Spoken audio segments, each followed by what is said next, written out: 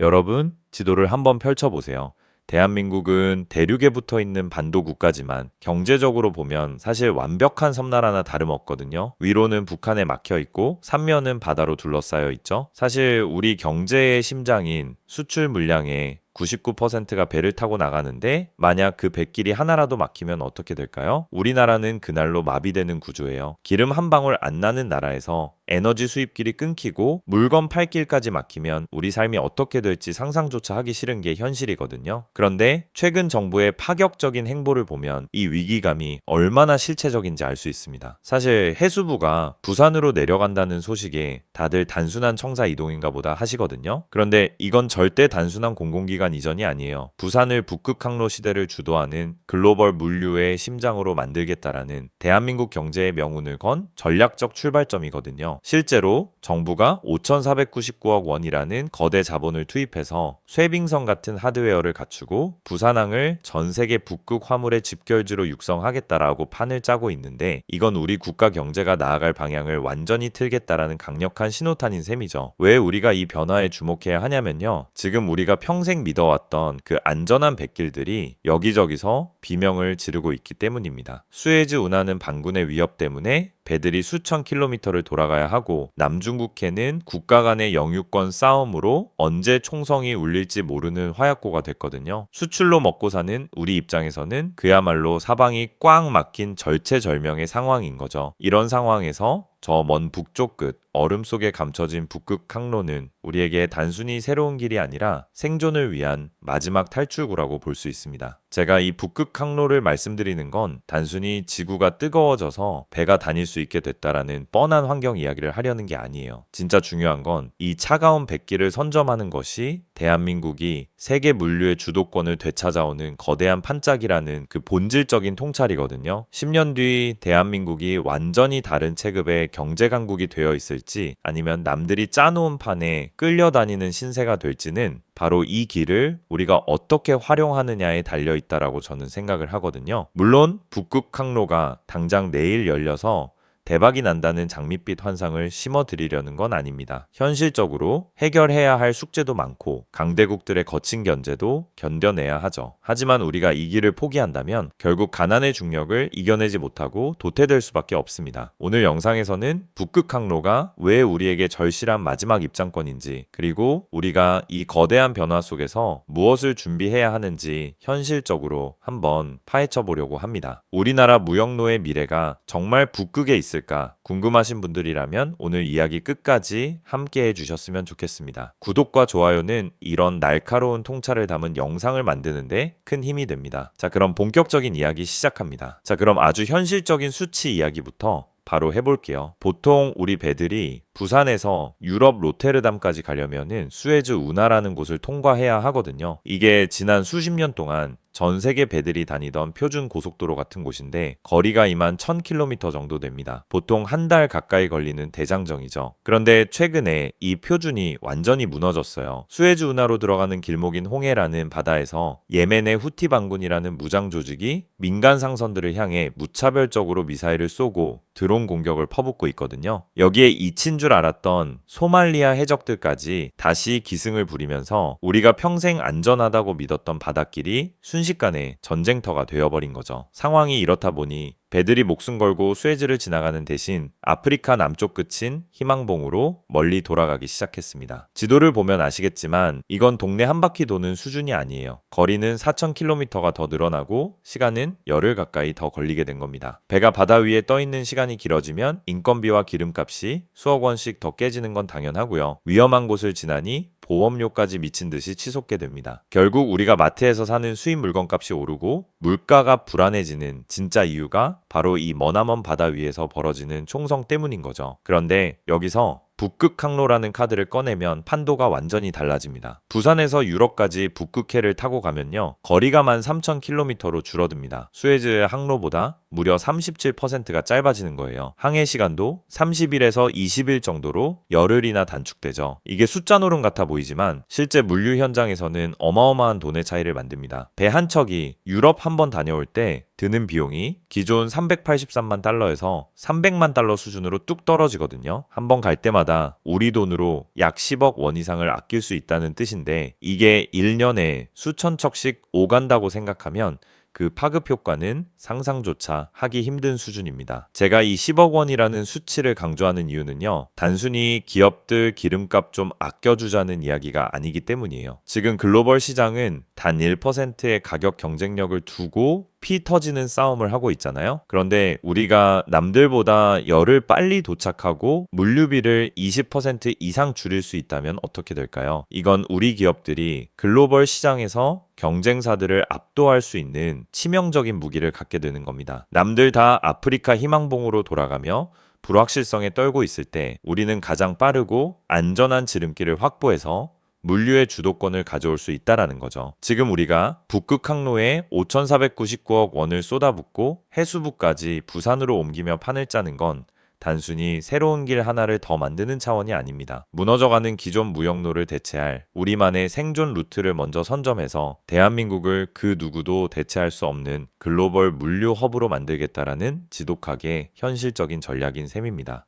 사실 우리가 북극 항로에 관심을 가져야 하는 진짜 이유는 단순히 거리가 짧아서가 아니에요. 해상 패권의 판도가 완전히 바뀌는 데이터 선점의 골든타임이 지금이기 때문이거든요. 여러분, 중국을 한번 보세요. 겉으로는 환경을 말하지만 속으로는 이미 10년 전부터 극지 실크로드라는 이름으로 북극에 어마어마한 공을 들여왔거든요. 이미 중국 배들은 북극 항로를 타고 유럽을 수십 번씩 오가고 있고 러시아와 손잡고 북극해 연안의 천연가스 개발 사업까지 장악하고 있어요. 우리가 나중에 길 열리면 그때 가보지 뭐 하고 있을 때 중국은 이미 그 험난한 얼음길의 물길과 데이터 그리고 현지 인프라까지 싹쓸이하고 있다라는 겁니다. 이게 왜 무서운 거냐면요. 북극 항로는 일반 바다와 완전히 다르기 때문이에요. 어디에 얼음이 두껍게 얼어 있는지, 어느 지점에서 배가 멈춰 서기 쉬운지 같은 미세한 항해 데이터가 곧 돈이고 권력이거든요. 우리가 지금 시작하지 않으면 나중에 길이 완전히 열렸을 때 우리는 중국이나 러시아가 만든 지도를 비싼 돈 주고 사야 하거나 그들의 가이드 없이는 한 발짝도 못 나가는 철저한 을의 신세가 될 수밖에 없거든요. 지금 5,499억 원을 들여 쇠빙선을 만들고 데이터를 쌓으려는 건 단순히 배 한 척 띄우는 게 아니라 미래 무역로에 내비게이션 주권을 가져오겠다라는 지독하게 현실적인 선점 전략인 겁니다. 여기에 부산항이 가진 지리적 가치를 더해보면 왜 지금이 기회인지 더 확실해집니다. 북극해를 통과하려면 얼음을 견디는 특수 선박인 내빙선이 필요한데 이 배들은 일반 배보다 몸값이 비싸고 유지비도 엄청나거든요. 그래서 북극해를 빠져나오자마자 일반 컨테이너선으로 짐을 옮겨 싣는 환적이 필수적인데 그 최적의 장소가 바로 우리 부산항입니다. 유럽에서 북극을 타고 내려온 배들이 태평양으로 나가는 길목에서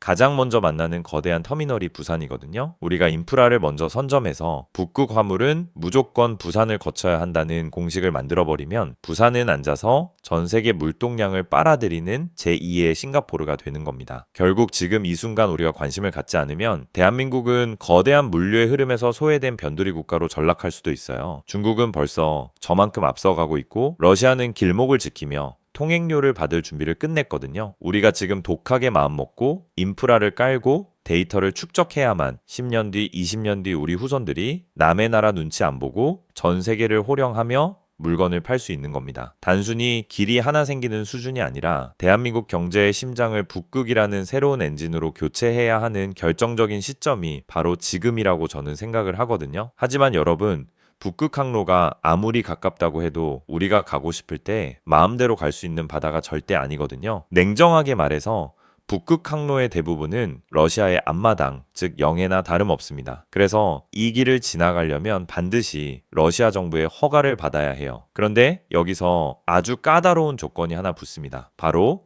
러시아의 원자력 쇠빙선이 길을 열어주는 호송 서비스를 강제로 받아야 한다는 거예요. 1년 중 얼음이 녹는 아주 짧은 시기에는 쇠빙선 없이 갈 수도 있겠지만 그 기간은 고작 두어 달 남짓이라서 안정적인 무역로라고 보기엔 턱없이 부족하거든요. 결국 나머지 기간에 이 길을 이용하려면 러시아에 비싼 대여료를 내고 쇠빙선을 빌려 써야 하는데 여기서 진짜 심각한 문제가 터집니다. 바로 터져버린 러시아 우크라이나 전쟁이죠. 지금 러시아는 전 세계적인 경제 제재를 받고 있잖아요. 특히 국제금융망인 스위프트에서 퇴출당하면서 우리가 러시아에 쇠빙선 대여료를 송금하고 싶어도 정상적인 방법으로는 돈을 보낼 길이 꽉 막혀버린 겁니다. 아무리 기름값을 10억 원 아낄 수 있는 길이라도 통행료를 낼 방법이 없어서 배를 못 띄우는 황당하고도 절박한 상황에 직면해 있는 거죠. 이게 바로 우리가 북극 항로라는 황금알을 눈앞에 두고도 쉽게 손을 못 대는 차가운 현실입니다. 단순히 기술이 부족하거나 배가 없어서가 아니라 국제 정치라는 거대한 쇠창살이 앞길을 가로막고 있는 셈이거든요. 만약 제재를 어기고 우회해서 돈을 보냈다가 우리 기업들이 세컨더리 보이콧이라도 당하게 되면은 그건 기업의 존폐가 걸린 재앙이 될 수도 있으니까요. 결국 북극 항로는 우리에게 가장 빠른 지름길이지만 동시에 언제 터질지 모르는 지정학적 지뢰밭이기도 한 겁니다. 그래서 지금 우리가 5,499억 원을 들여서 우리만의 쇠빙선을 만들고 인프라를 구축하려는 진짜 이유가 여기서 나옵니다. 남의 나라 쇠빙선에 목줄 잡혀서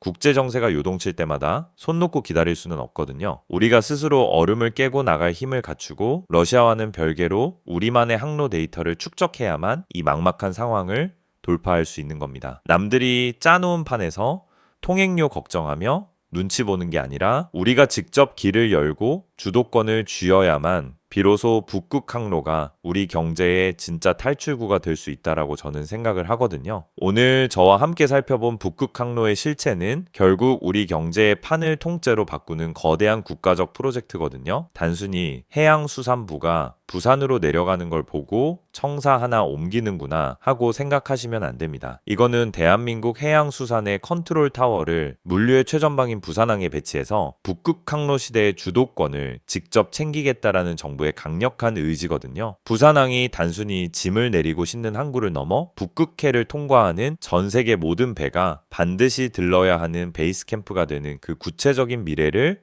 부산 이전이라는 결단으로 보여준 셈이죠. 특히 우리가 주목해야 할 점은 주춤했던 우리 조선업과 부산, 울산 지역이 다시금 경제적 활력을 얻을 기회가 생겼다는 겁니다. 사실 북극 항로를 다니려면 일반 배가 아니라 얼음을 견디는 특수한 선박이 필요하거든요. 전 세계가 이 황금 바닷길에 눈독을 들이기 시작하면서 이 까다로운 배를 만들 수 있는 대한민국 조선소들로 전 세계의 주문이 쏟아질 수 있는 판이 깔린 겁니다. 거대한 쇠빙선과 내빙선들이 울산과 부산의 독을 가득 채우게 되면 한동안 조용했던 지역 경제가 다시 요동치기 시작하겠죠. 수만 개의 고부가 가치 일자리가 새로 생기고 관련 부품 산업까지 살아나면서 지역 전체가 북극이라는 새로운 동력을 얻어 재도약하는 확실한 계기가 될 거라고 저는 생각을 하거든요. 물론 이 길이 제대로 뚫리면 대한민국 경제가 얻을 이점은 상상 그 이상일 겁니다. 부산이 싱가포르를 넘어서는 동부가 물류의 절대적인 허브가 되면서 우리나라는 가만히 앉아서 전 세계 물동량을 빨아들이는 물류 강국이 될 거예요. 하지만 우리는 냉정하게 한계점도 분명히 보셔야 합니다. 아무리 길이 좋아도 러시아가 쇠빙선 대여료로 목줄을 쥐고 있고 국제적인 금융 제재 때문에 돈을 보낼 길조차 막막한 게 지금의 차가운 현실이거든요. 이 지정학적 리스크를 우리가 어떻게 영리하게 풀어내느냐가 결국 이 황금 바다를 우리 것으로 만드느냐 아니면 그림의 떡으로 남기느냐를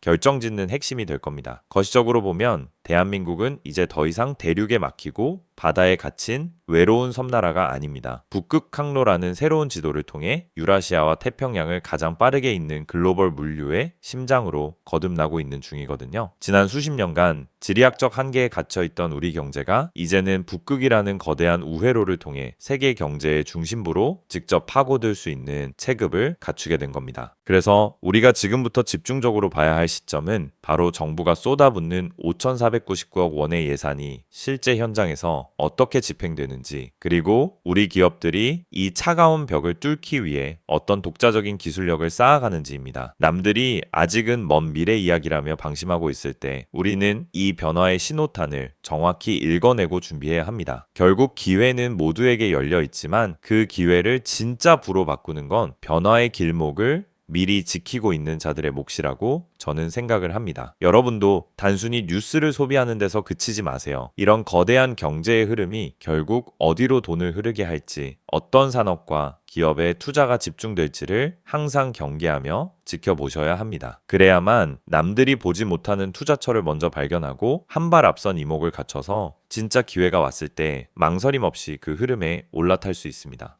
지금까지 생존의 경제학이었습니다. 오늘 이야기가 여러분이 대한민국 경제의 거대한 흐름을 읽는데 날카로운 통찰이 되셨길 바랍니다. 영상이 도움되셨다면 구독과 좋아요 부탁드립니다. 여러분의 클릭 한 번이 더 깊이 있는 분석을 만드는데 정말 큰 힘이 됩니다. 긴 이야기 끝까지 함께 해주셔서 감사합니다.